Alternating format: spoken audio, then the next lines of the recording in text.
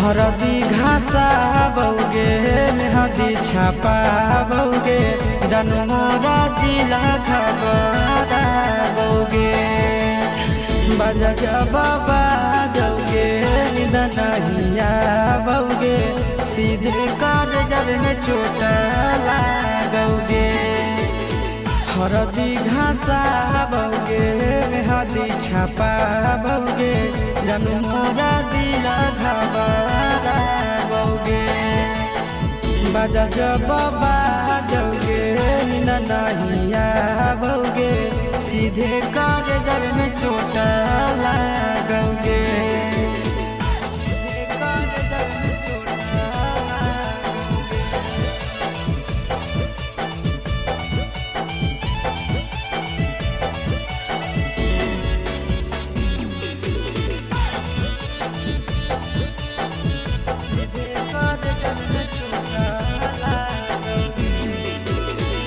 Busy रहो हलो फोनमा तोरा डांटो हालियोगे रूसो हली जब सीना पास साटो हालियोगे।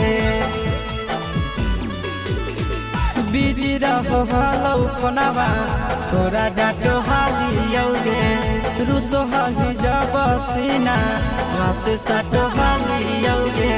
काड बाटा बौगे मारो छबा बौगे हृदय हमारा बौगे बजा बाबा जौगे नहिया बौगे सीधे कर जब में चोट लागोगे।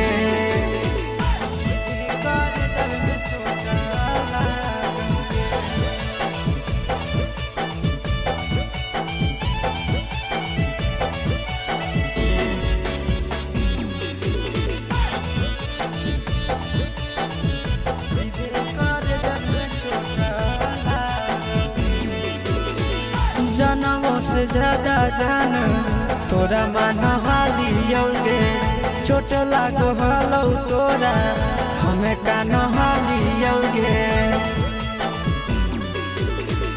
जनमों से ज्यादा जान तोरा मान हालियोगे चोट लागो हलो तोरा हमें कान हालियोगे।